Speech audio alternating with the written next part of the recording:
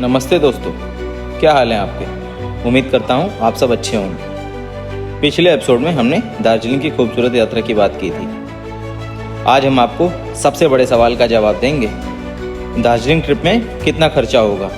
चलिए हर एक पहलू को विस्तार से समझते हैं। ये बजट प्लान मैं एक आदमी के लिए बना रहा हूँ, तो आप उसके हिसाब से इसको देख सकते हैं। दार्जिलिंग का खर्चा पूरी तरह से आपके ट्रैवल स्टाइल पर निर्भर करता है। मैंने इसे 3 हिस्सों में बांटा, budget traveller, mid range traveller, luxury traveller. तो चलिए सबसे पहले बात कर लेते हैं बजट ट्रैवलर की, गरीबों की, यानी मैं अपनी खुद की बात कर रहा हूँ। अगर आप कम से कम खर्च में दार्जिलिंग एक्सप्लोर करना चाहते हैं तो आपका डेली का खर्चा 1500 से 3000 तक आ सकता है, जिसमें रहने का खर्चा, खाने का खर्चा, घूमने फिरने का खर्चा होगा। तो बात करते हैं रहने के खर्चे की। इसमें आपको होम स्टे या बेसिक गेस्ट हाउस मिलेंगे, लगभग 800 से 1500 पर डे।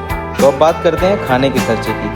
आप लोकल फूड ट्राई कर सकते हैं। स्ट्रीट फूड में आपका 500 से 800 रुपये डेली का खर्चा होगा। घूमने फिरने के खर्चे की बात की जाए तो शेयर्ड कैब या पैदल घूमने में आपको 300 से 700 रुपये डेली लग सकते हैं। ये तो बात हो गई बजट ट्रैवलर की। अब बात करते हैं मिड रेंज ट्रैवलर की। आप थोड़ा कंफर्टेबल सफ़र चाहते हैं तो आपका डेली का खर्चा 3500 से लेकर के 7500 तक का हो सकता है।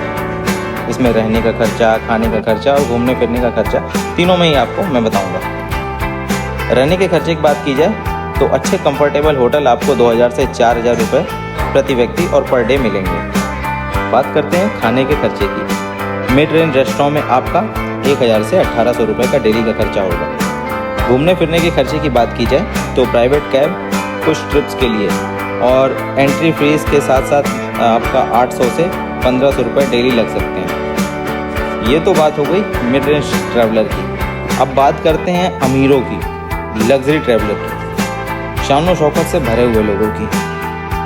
अगर आप दार्जिलिंग में बेहतरीन वादियों और शान शौकत का अनुभव चाहते हैं तो आपका डेली का खर्चा 9000 या उससे भी ज़्यादा हो सकता है, जिसमें वही फिर से रिपीट करूँगा, रहने का खर्चा, खाने का खर्चा, घूमने फिरने का खर्चा होगा। रहने के खर्चे की बात की जाए तो प्रीमियम होटल्स, रिजॉर्ट में आपका 5000 से शुरू होकर काफ़ी ज़्यादा हो सकता है। खाने के खर्चे की बात की जाए तो फाइन डाइन और मल्टी कुजिन रेस्टोरेंट में आपका 2000 से ज़्यादा डेली का खर्चा होगा। घूमने फिरने के खर्चे की बात की जाए तो प्राइवेट कैब और गाइडेड टूर के लिए आपको 2000 से ज़्यादा डेली लग सकते हैं। ये तो बात हो गई आपके दार्जिलिंग के खर्चे की। अभी आप दार्जिलिंग पहुँचोगे नहीं तो दार्जिलिंग खर्चा कैसे करोगे। तो अब मैं आपको बताता हूँ दार्जिलिंग तक आप कैसे आ सकते हो। एग्जाम्पल के तौर पे मैं लखनऊ रहता हूँ और लखनऊ से दार्जिलिंग तक का आपको मैं खर्चे बता रहा हूँ। लखनऊ से दार्जिलिंग का सबसे नज़दीकी एयरपोर्ट होगा बागडोगरा और सबसे नज़दीकी रेलवे स्टेशन होगा न्यू जलपाईगुड़ी। अगर आप फ्लाइट से आना चाहते हो तो लखनऊ से बागडोगरा तक का राउंड ट्रिप के लिए आपको 5000 से 12000 या उससे भी ज़्यादा हो सकता है, जो कि एयरलाइन और बुकिंग के समय पर निर्भर करता है। एडवांस में बुकिंग सस्ती पड़ती है। अगर आप ट्रेन से आना चाहते हो तो सबसे नज़दीकी रेलवे स्टेशन होगा न्यू जलपाईगुड़ी।